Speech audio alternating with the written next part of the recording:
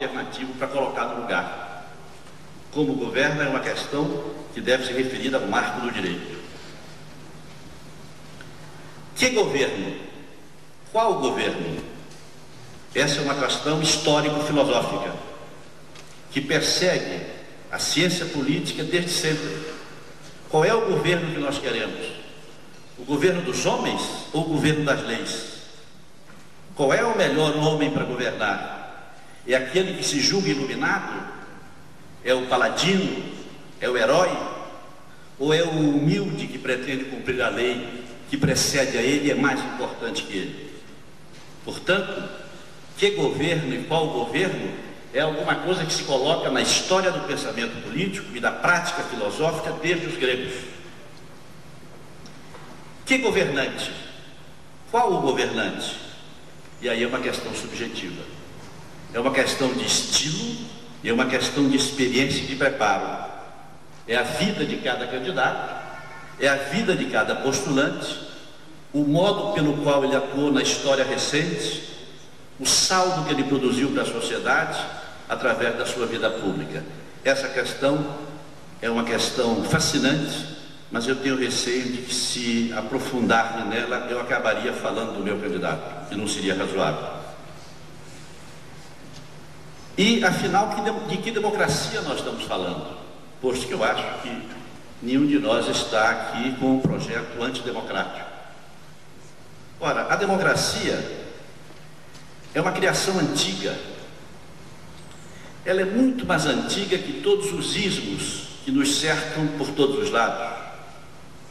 A democracia foi quase uma solução natural nas pequenas cidades gregas. Só que lá ela era a democracia que agora a Ampar, através do seu seminário, quer fazer ressurgir. Lá ela era operacional e naturalmente participativa. A consulta que os líderes políticos faziam nas suas pequenas cidades era eficaz e imediata, porque era razoável que fosse assim. As cidades eram pequenas e o povo era pouco, de tal forma que a vinculação entre o governo, entre o governante e o governado, era uma prática, quem sabe, até cotidiana. Na medida em que a população explodiu e que o Estado se apoderou de novas funções, o gênio dos cientistas políticos do século XVII e XVIII criaram e puseram em marcha a democracia representativa. Invenção das duas grandes revoluções, a Revolução Americana e a Revolução Francesa. No entanto, é possível, fazendo o balanço da democracia representativa, mostrar que ela, sendo necessária, não é suficiente. E hoje, em todas as partes do mundo, inclusive no Brasil, nós estamos buscando mecanismos compensatórios para, sem destruir a democracia representativa, começar a enriquecê-la com outras formas de participação. Repito o que disse no começo: esse seminário é uma dessas tentativas muito auspiciosas. Eu creio que, a despeito do tempo estar correndo, e eu sei que a mesa está muito vigilante com isso, é bom que esteja,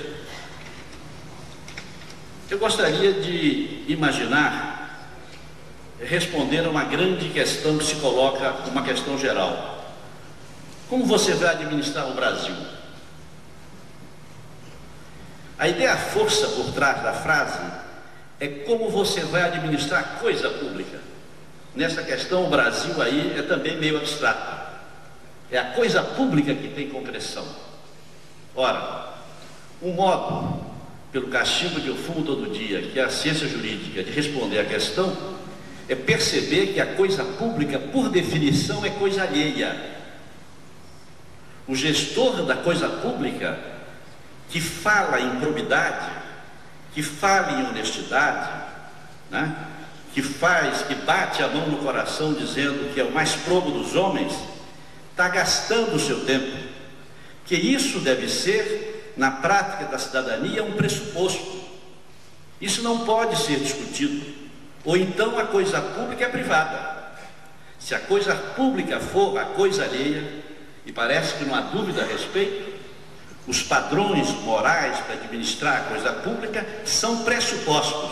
O de que se trata daí por diante é a competência, é a dedicação, é a aplicação, são as equipes, são os planos e assim por diante. Se perguntar como é que este candidato, que eu tenho a honra de estar aqui representando, vai administrar coisa pública no país, eu tenho a impressão que não era difícil ouvir dele o seguinte raciocínio. Primeiro, com legitimidade. Trata-se de uma eleição direta que ocorre nesse país depois de cerca de 30 anos de ausência e que, através do mecanismo do segundo turno, o candidato eleito vai ter a maioria da nação que nele votou lhe dando cobertura, lhe dando respaldo, lhe dando segurança. Essa eleição direta é, portanto, alguma coisa que não pode ser dissociada da questão colocada pela Ampar. A despeito de ela ser política, ela imediatamente contamina o processo de decisão administrativa. Eu creio que até por definição. Um segundo ponto é que a administração da coisa pública será feita com autoridade. Autoridade a gente não diz que tem, a gente exerce. É como o poder. A gente só sabe se tem poder quando exerce. O poder não é alguma coisa estocável, ele é alguma coisa exercitável. É como a autoridade. Eu creio que o exercício da autoridade, no entanto, ele determina desde logo um sistema correlato a ele, que é a responsabilidade pelas decisões tomadas. De resto, aqui nessa escola, nos dois cursos, no público e no privado, os nossos alunos não aprendem outra coisa. É o modo de tomar a decisão, que é o elemento final do processo de qualquer administração. Não importa o seu saber na área das finanças, na área de mercadologia, na área do direito, todo esse conjunto de conhecimentos que eventualmente a escola lhes oferece, tem apenas como resultado esse output, é a tomada de uma decisão. É só para isso que a escola existe. É para desenvolver nos seus alunos essa aptidão que às vezes é terrível, tomar uma decisão quando a gente podia empurrar com a barriga, como se diz por aí. Eu creio que o exercício da autoridade leva à tomada de decisões. Um terceiro ponto é que a administração deve estar louvada numa proposta de governo. Numa proposta de governo que foi discutida nas instâncias partidárias, nas equipes de assessores do partido, mas ao longo da campanha foi testada junto ao eleitorado. Quem votar neste ou naquele candidato, independentemente dos atributos pessoais, de maior ou menor quantidade de maquiagem, de maior ou menor quantidade de cabelos, levará no fundo, na sua consciência, o quê? Este homem está falando de determinado programa e eu vou optar por esse programa. Essa questão do programa passa pelo primeiro raciocínio, que é a legitimidade. O candidato se legitima quando ele tem condições de discutir o programa amplamente com o seu eleitorado. Se isso for razoável, o candidato leva na sua bagagem para tomar o poder, no marco constitucional, o quê? A compreensão deste dever. E nesse caso as pessoas têm que ser, no mínimo, verdadeiras. Para que o programa? Para que a autoridade? Por que a legitimidade? Em largos traços, para tentar promover o desenvolvimento deste país com base na justiça social. Acho que esse deve ser o compromisso. Creio mesmo que essa linguagem que eu estou desenvolvendo, sem nenhum mérito, creio mesmo que ela é incontradícia, ela é comum em todos os candidatos. Acho que nós estamos vivendo uma hora democrática no país, onde todas as candidaturas se preocupam com este fecho. O Brasil não pode permanecer estagnado e o Brasil não pode continuar praticando a enorme taxa de injustiça social que se vem acumulando nesses últimos 30 anos no país. Na verdade, se nós quiséssemos fazer um jogo de palavras, diziam que a dívida interna e a dívida externa, que são fantasmas que preocupam a imprensa especializada, os economistas e os políticos, se acrescenta a dívida fundamental, que é a dívida social que este país tem que resgatar. E esta dívida é prioritária, porque ela importa em colocar numa zona de segundo nível as outras dívidas. O compromisso com a justiça social, por via do desenvolvimento, faz da dívida social a primeira prioridade. Eu creio que na questão do Estado, até para ser coerente com o programa do partido, do PSDB, eu acho que a reforma do Estado, e nós ouvimos aqui a exposição do secretário Goldman, que tem a vantagem de estar com a mão na massa, mas eu acho que a reforma do Estado deve se amarrar em alguma coisa mais preliminar. Eu acredito que o Estado brasileiro, dentro do regime de governo presidencialista, ele continuará com as suas mazelas, a despeito dos grandes esforços que estão sendo feitos eventualmente aqui ou ali.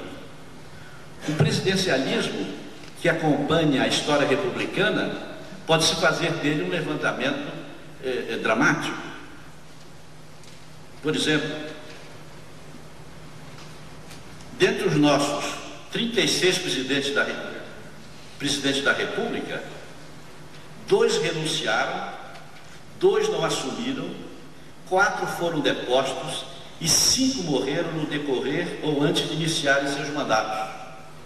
Apenas 15 foram escolhidos por eleições diretas. 21 utilizaram-se do estado de sítio ou outras medidas excepcionais.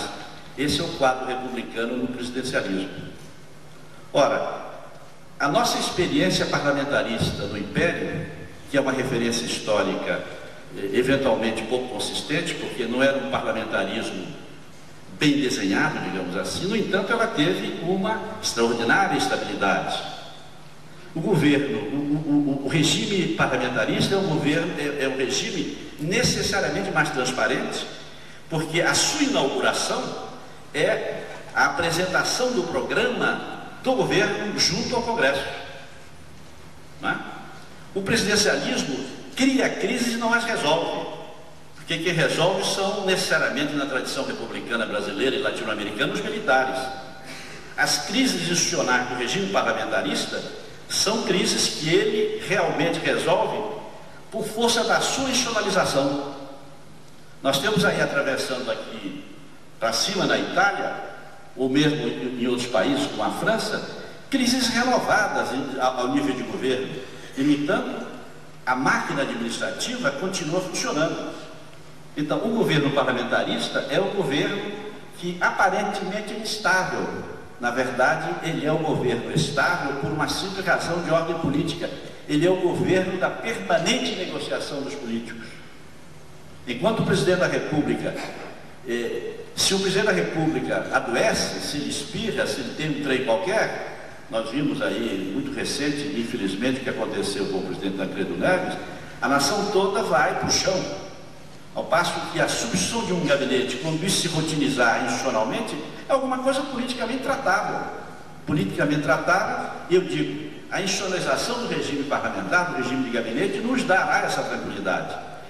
A partir daí, tem que se enfrentar uma questão, que é a questão da elite dos funcionários públicos. Não quero repetir o que foi dito, porque todos vocês prestaram bem atenção. A degradação do funcionário público é das coisas mais injustas que tem acontecido neste país. O que nós precisamos saber, nós precisamos deixar de ter medo de pronunciar algumas palavras com seriedade. Este país precisa de organizar a sua elite na administração pública. A questão é extrair da palavra elite o que ela tem de conotação negativa, de grupos excludentes, de grupos que se apropriam. Não. Elite é alguma coisa que importa a responsabilidade, preparo, equipamento intelectual, a capacidade de tomar decisão. Esta palavra elite, durante muito tempo, foi tabu. Dizer-se que uma pessoa era da elite era chamá-la de aproveitadora, de muito rica, sem explicar fortuna, etc, etc. Nós precisamos restaurar lexicamente a palavra elite. A palavra elite quer dizer um grupo que se preparou para comandar uma grande empresa, para comandar um grande time de futebol, para comandar um grande teatro, para fazer a melhor orquestra e para governar um grande país. Sem a formação desses quadros de elite, a nossa administração vai continuar a busca de reformas. Eu já ouvi de pessoas que fazem... O tempo está esgotado, por favor, termine a frase. Sim, senhor. Eu já ouvi de pessoas que gostam de fazer graças com coisa séria